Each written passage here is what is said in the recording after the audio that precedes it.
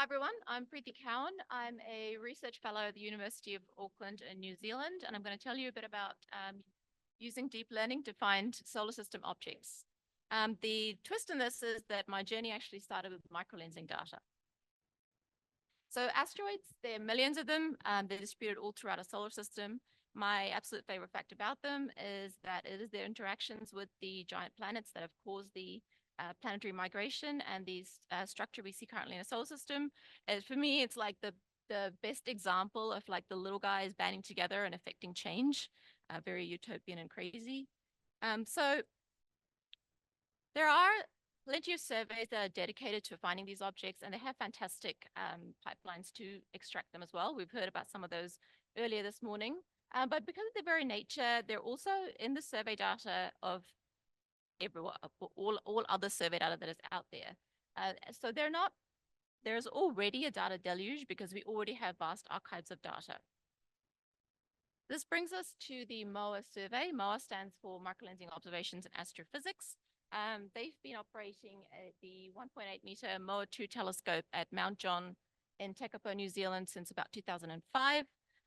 The field of view is 2.2 square degrees, and they mainly be scanning the bulge region called Varda's window for microlensing events. It hasn't really been used for anything else other than that. So the image on the left is a single exposure from a field. As you can see, it is very, very densely packed. Every time I look at it, it reminds me of a glitter explosion. I have kids, so I've seen that. So trying to find anything that's changed in this kind of image is like the worst game of what is different that you will ever play.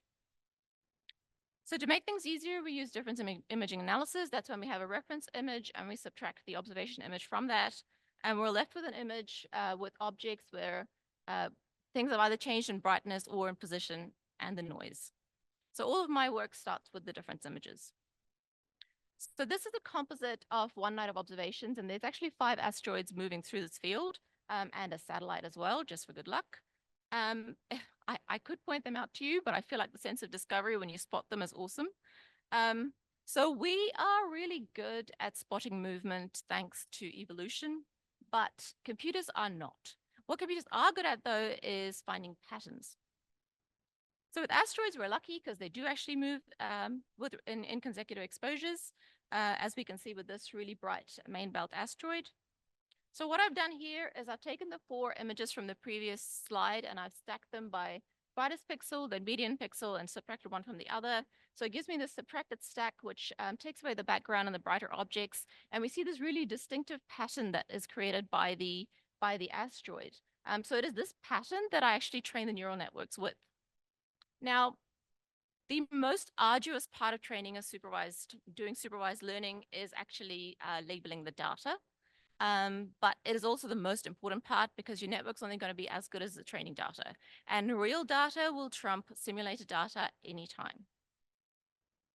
So I went through like 14 years of exposures from a single chip in their most sampled field and created those subtracted stacks and found all the tracklets of known asteroids that we could actually see in the data. The limiting magnitude is about 20.5. The sky plane velocities are 0.5 arc seconds per minute. Each of the exposures is about 60 seconds long. So as you can see, they're all different sizes, which doesn't really do for the input for a neural network. So I settled on using 128 by 128 images, and that's just a small sampling of them. As you can see, the tracklet is actually, it could be anywhere in the image. It's not necessarily centered. A small segue to convolutional neural networks, which is the ones I use. They're specially built for images. We've heard more about them yesterday, but this one features my cat. So essentially, a convolutional neural network learns the best way to map the input image to the output that we want. That's what the training process does. We want to minimize the loss between what we expect and what we get. So the number of layers that are in the network are really important because that is where it actually learns the different features in an image. The deeper it gets, at some point, it's going to start learning the peculiarities and abstractions in the image, which we really don't want. In this image here, we've got it's very defined regions. There's my beautiful scruffy cat. there is a beanbag, there's some carpet, there's the wall. It's all very well defined. But for us with the astro images, it's a little bit like if we sort of zoomed in on her belly, and we tried to identify like one hair that's different from all the others. So it is a different problem. It's a custom problem that requires a custom solution. So what I did is a lot of trial and error. I have Excel spreadsheets of all of these, and they look horrible. So with that, I sort of narrowed it down to about 5 networks that work quite well. They all have fewer parameters than you tend to see in networks these days. They also have fewer layers. 3 of them are built like this with these blocks of convolution and pooling.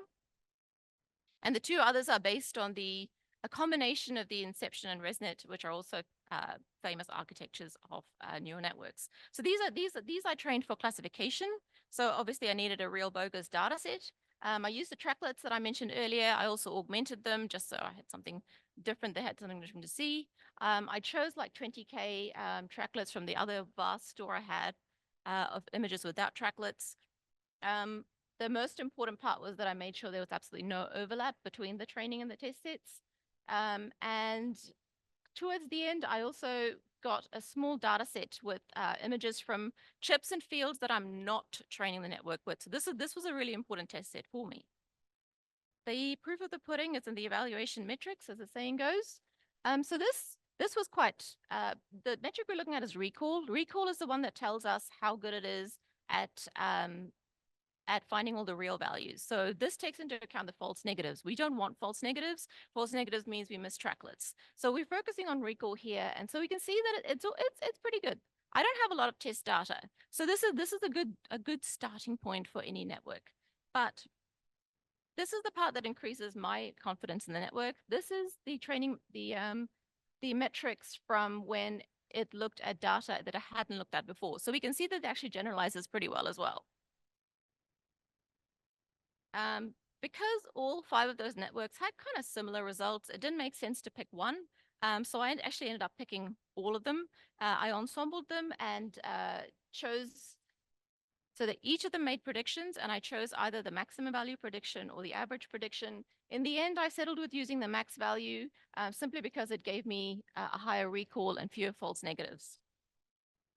As I was looking through these images, this is the second part. So as I was looking through the images, it was really obvious to me that I needed some way of isolating the obscure tracklets. They are hard to see because the data is inherently quite noisy, even in the different images. So this is where I thought, we need an object detection architecture. The one I settled on was YOLO. It has quite a sophisticated architecture. The feature extractor kind of propagates the features all the way through the network. And so that's the lower level features going to the top levels as well. And the feature aggregator kind of assembles things so that we can actually look at objects at different scales. It makes predictions on both the class, which I mean for us is just MP, minor planet, as well as the box that will localize the tracklet. So YOLO, so this was the most painful labeled data set to create because the box had to be exact. So yes, I got very, very good at estimating where that box was. Luckily, it paid off because YOLO was actually a lot better than I expected. So object detectors are evaluated based on the MAP, which is it's a trade-off between the precision and the recall. It checks both how good it is at classifying the object as well as predicting the box. So this did really well. I passed a lot of faint tracklets through it, and it was able to localize them, which was quite nice. The problem, I'll just say, the problem with YOLO though was that it didn't generalize very well. So which means more training data, which I don't have the will for just yet. So this, I'll take it to the end. I have these methodologies. My aim with these methodologies was that it would be applied to more than just the MOA data. You know, I want to take them and apply them to other things as well. So part of that is I've been lucky enough to be part of another survey, the Class C survey with CHFT, which is a TNO survey, which started last year. So I've just labeled 75,000 images, and we'll see how my networks do with that. I'll be using that to train my networks to find the tracklets of everything that Class C sees. So it's not just TNO tracklets, it's everything that will make a tracklet. The full circle version of this is that one day I will do like a helio link, attach it so it goes all the way from the input of the tracklet to saying whether this is a real object or not. This involves me cloning myself. I mean, I'm a team of one. My group is me, basically. So until I find somebody else to do it for me, it's me. So it has to wait. I have passed the images through the network. It was quite quick. So the classification network takes about an hour to do 10,000 images. So I have about 10,000 candidate detections right now. I can't look through them all, which is why the linking with HelioLink or Thor maybe is really important to me in the future. So that's me. Thank you.